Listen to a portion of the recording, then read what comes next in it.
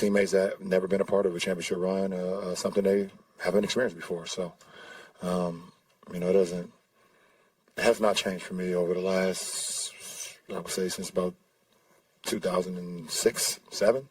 That's just been my mindset every year on how can I make a championship run. And I've been successful in 4 of those. I've been able to not only make a championship run, but also execute it and actually make it happen. But I've been on a lot of championship runs for a while, and I want to continue that. And hopefully, this year is another one of those instances. Is it more challenging this year? Every year. I mean, it's tough. There's too many great teams, too many great players. Every year is tough, no matter if you're the 1 seed or the 8 seed. Every single year is tough.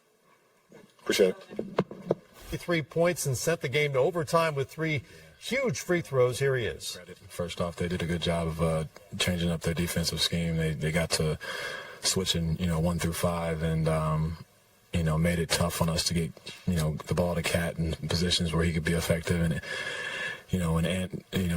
didn't have a great rhythm, and it forces it to taking some tough shots, and more, the ball kind of stuck a little bit more than it had in the first, 3 quarters, and but at the end of the day, I was proud of the way that we, showed, that heart going down the stretch all the way through the game, through adversity. This team is built to handle that, and we have a deep team. A lot of guys came out tonight and performed at a very high level, but we got to learn from it. We got to get better at the, last 6-7 minutes of the game, which I think, we got a couple of days to do.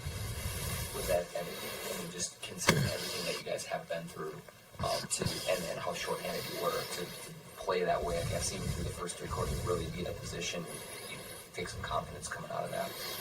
A little bit. We expected to be, to win the game. We didn't come in to think that, we just want to play tight and give ourselves a chance. No, we thought we could win the game from, the first jump ball. So it's disappointing to lose. We felt like we got a lead and let it slip, and, this should be, a different post-game speech, So that's frustrating, but, we'll learn from it and get ready for Friday.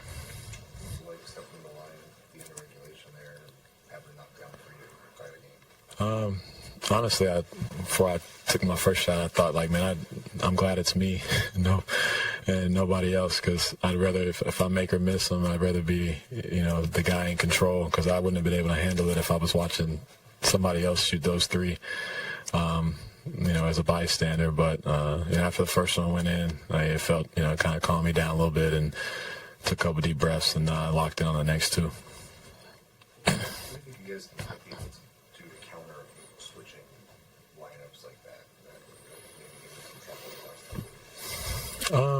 It's interesting. We had this same, kind of issue in Utah a few years ago in the playoffs, and even throughout the year. And we had to, be at 2 different teams. When a switching team comes to us, we had to, play with the pass more. We had to cut more. We had to, slip screens more and play with a different pace than so when they, in different coverages. So I think that's what we have to learn. I think the next couple of days, I'll get with Coach. Coach, we always talk about stuff all the time, and it might be something that we look at, just try to create more movement, slip opportunities, bounce passes, get in the paint, because if we can break the paint, guys are good enough to make the plays to the corner and get guys closing out.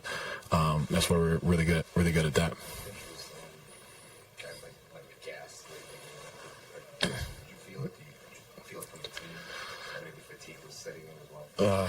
A little bit, but I wasn't going to lead with that at all.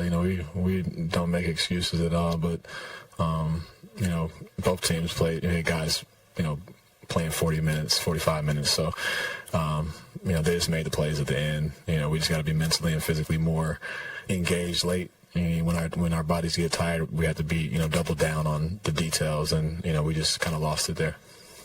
When the offense does get sticky like that, is it more about player and ball movement, or is it more about structure to get it? I think the structure helps, because I think it allows guys to then make the hard cut, because they know they have the space to cut. They know where the guys are on the the weak side, or you just have a set that feels comfortable, And I think that, like I said, we can get to that point. I think we just gotta, use these next couple of days to really lock in on that. Like, not worry about the 3 quarters of offense that we had where we run and push and guys are getting open and stuff like that, but really lock in on those last 5-6 minutes of switching and how can we attack it? How can we, get Cat rolling down the lane more and get, Ant downhill where he's, basically unstoppable. So, it's a little bit of both, but I think we'll figure it out. That's about Ant because he has the big fall and comes back, doesn't really look like himself. Before that happened too, it seemed like you guys are struggling to get him going downhill. And I'm wondering what role you think Rudy not being there played in that. He's often somebody who really sets those screens and opens it up for him. Did that feel like a factor here? Oh, we for sure miss Rudy. Rudy's a unique player. He brings a gravity to the game that not many players can do. When we drive to the middle of the paint and he's rolling, he's taking two guys with him. He's taking 2 guys to box him out, on offensive rebounds. He's taking multiple people with him no matter what. So that, I think it opens up a lot more for guys. He sets great screens. He gets people off of you. And, that's stuff that we missed tonight. And, obviously with Cat in foul trouble, having a guy like Rudy to be able to guard and, muck up the game as well would have been huge. Were you in a good rhythm? Did you feel like, your shots falling, and especially early on, and just getting good looks and knocking those down? No, I felt great. I'm, just shooting the ball when I get the opportunities and, being aggressive when I need to. And, like I said, part of that was Ant, Ant being willing to get off the ball, Cat being willing to get off the ball. I told them both, like, if y'all continue to develop that, we'll win tonight. We'll win, Friday. We'll win a lot of these games with you guys being willing to trust, the guys around you and hopefully opening it up for you later. Thanks, man. Yeah. All right, next up for the Minnesota Timberwolves. Friday night, they'll take on the winner of the Pelicans-Oklahoma City game, which happens tomorrow. Minnesota went 2-1 against the Pelicans during the regular season, 3-1 against OKC. Karl-Anthony Towns dominated this game for a good chunk of the night. He had 24 points through 3 quarters, and then nothing after that. Foul trouble was a major problem. He picked up his 5th foul with 9:21, I think it was, to go in the 4th quarter. Lakers immediately went on a 7-0 run, and they outscored late. There's the foul, the 5th one. From then on, it really was the Lakers' game, despite all the other stuff that happens. I'm curious for the two of you, what will he need to change about his approach Friday night against whomever the opponent is? Obviously, I think he has to stay away from the silly fouls. Some of these fouls are fouls I think that he has to understand. I'm too important to my team to commit those fouls, especially at that time of the game. So we even saw a play down the stretch where LeBron, when he had his 5th foul, he let Anthony Edwards go because he was like, hey, I have my fouls. I can't commit those fouls in those situations. So that's what as you learn in this game and you're a veteran, you understand your fouls are important. When and where you take them is important as well. And then just kind of what Mike Conley was talking about as far as his team executing, getting Cat rolling down the lane, getting him in good areas.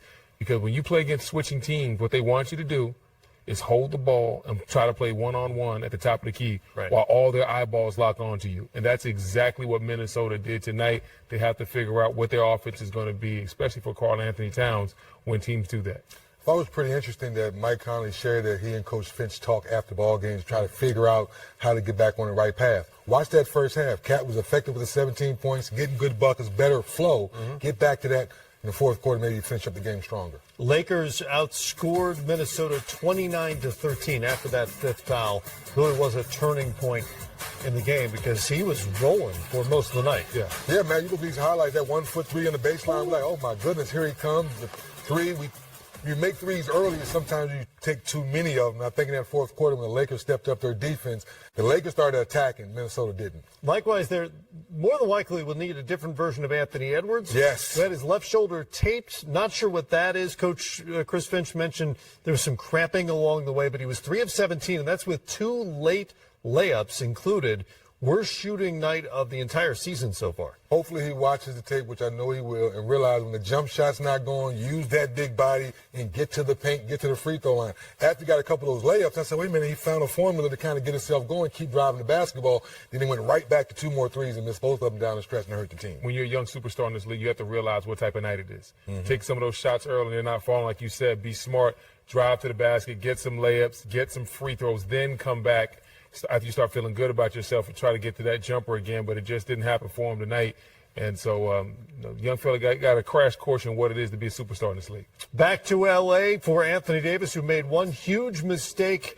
Otherwise, had a great night, 24 and 15. He was the only Lakers starter with a positive plus-minus. I guess sort of the full quote-unquote Laker environment. Did it feel special today to have that kind of intensity, that kind of game? Is this sort of what you expected, I guess, when you decided you wanted to come here? Yeah. The crowd definitely got us back into it, with our play, having the crowd behind us.